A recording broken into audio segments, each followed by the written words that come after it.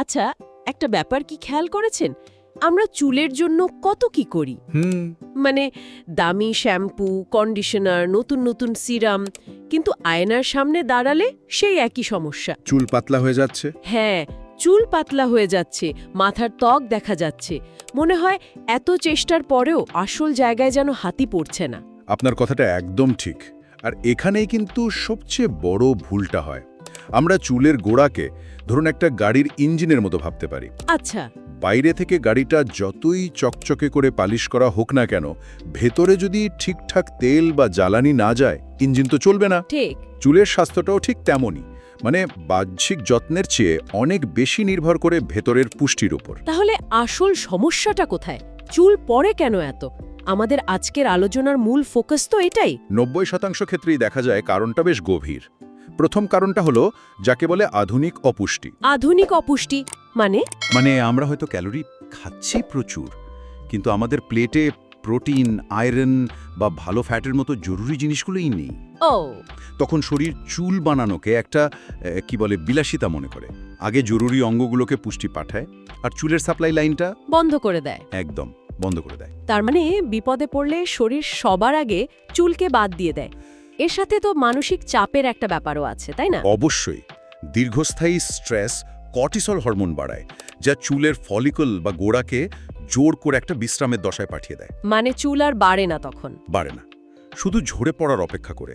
এর সাথে আয়রন বা প্রোটিনের অভাব তো আছেই। আয়রনের অভাবে চুলের গোড়াগুলো অক্সিজেনের অভাবে দম বন্ধ হয়ে আসে। আর প্রোটিন ছাড়া তো চুল তৈরিও হতে পারে না। কারণ চুলের মূল উপাদান কেরাটিন নিজেই তো একটা প্রোটিন। ঠিক তাই। বাহ, মানে ব্যাপারটা একটা অর্কেস্ট্রার মতো। আমি হয়তো শুধু বায়োটিন সাপ্লিমেন্ট খাচ্ছি, যা একজন বেহালা বাদকের মতো। কিন্তু যদি বাকি বাদক মানে প্রোটিন, আয়রন, জিঙ্ক এরা অনুপস্থিত থাকে, তাহলে তো কোনো সুরই তৈরি হবে না। দারুণ একটা উপমা। আর মজার ব্যাপার হলো, এই পুরো অর্কেস্ট্রাকে একসাথে বাজানোর জন্য কোনো দামি বিদেশি সুপারফুড খুঁজতে হবে না। তাই নাকি? আমাদের রান্নাঘরেই সব আছে। যেমন ডিম, এটাকে চুলের জন্য গোল্ড স্ট্যান্ডার্ড বলা যেতে পারে। কেন? কারণ এতে প্রোটিন, বায়োটিন, ভিটামিন ডি সবই একসাথে আছে। আর যারা নিরামিষ খান, তাদের জন্য আছে দই, পনির, ডাল বা রাজমা। আচ্ছা, প্রোটিন তো গেল, কিন্তু আয়রনের অভাব তো খুব কমন একটা সমস্যা। এর জন্য কি করতে হবে? পালং শাক তো সবাই খেতে বলে। হ্যাঁ, পালং শাক বা মেথি শাক আয়রনের দারুণ উৎস। কিন্তু আসল জাদুটা পালং শাকে নয়, এর সাথে মেশানো লেবুর রসে। এক মিনিট, কি বললেন? ভিটামিন সি ছড়া শরীর উদ্ভিজ্জ আয়রন প্রায় শোষণই করতে পারে না। এক ফালি লেবু এই শোষণ ক্ষমতা প্রায় দ্বিগুণ বাড়িয়ে দেয়। তার মানে শুধু পালং শাক রান্না করে খেয়ে তেমন লাভই হচ্ছে না যতক্ষণ না ওতে একটু লেবু দিচ্ছি। এটা তো একটা দারুণ তথ্য। ঠিক। এর সাথে রোজ এক মুঠো কুমড়োর বীজ বা তিল খেতে পারেন, জিঙ্কের চাহিদা মিটে যাবে। আর ভিটামিন সি এর কথা যখন উঠলই, আমলকি আর পেয়ারা। একটা মাঝারি পেয়ারায় একটা কমলার চেয়ে অনেক বেশি ভিটামিন সি থাকে। ওয়াও! এটা কোলাজেন তৈরি করে, চুলের গোড়া মজবুত রাখে। আর সব শেষে বলবো 1 চামচ দেশি ঘিয়ের কথা। ঘি?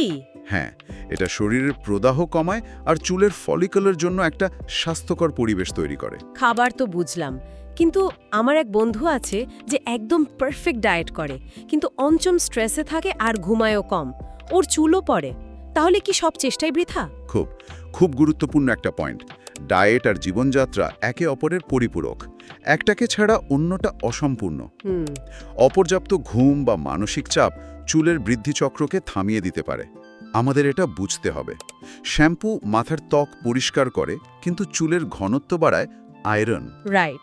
সিরাম চুলে একটা চমক আনে, কিন্তু চুলকে ভেতর থেকে মোটা করে প্রোটিন। আসল হিরো হলো পুষ্টি, প্রসাধনীগুলো শুধুই পার্শ্ব চরিত্র। তাহলে আজকের আলোচনার মূল কথা হলো, চুলের আসল যত্নটা লুকিয়ে আছে আমাদের প্লেটে আর অভ্যাসে, পার্লারের দামে ট্রিটমেন্ট বা শ্যাম্পুর বোতলে নয়।